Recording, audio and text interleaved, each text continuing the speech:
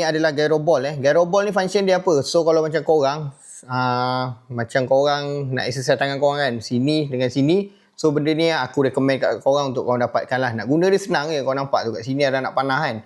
Korang pusingkan je anak panah tu sampai dia stop. Korang tengok aku guna. Benda ni memang function lah. Aku pun rasa benda ni macam function juga sebenarnya. So korang lepas. Korang tengok. Dia ada LED tau. Dia ada lampu LED. So korang akan nampak benda ni dia berpusing dekat dalam ni. So bila dah berpusing, korang buat macam ni tangan korang. So lagi laju korang buat, lagi laju benda dalam ni berpusing. Korang tengok nampak tu. Nampak? Lagi laju kan dia berpusing kan. So nampak tau. Nampak? Dalam dia berpusing tau. Korang sambung je lah. Kalau macam korang malah nak pusingkan dia balik, korang sambung je. Lagi laju. Okay.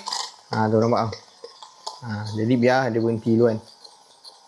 Okay, so siapa-siapa yang nak exercise tangan tu, so benda ni aku recommend kat korang lah. Lagi-lagi bila korang lagi laju kan, lampu LED lagi terang. Lagi kau seronok lah tengok, okay. So nak dapatkan benda ni kat mana? Gyro ball ni, korang tengok je kat bawah.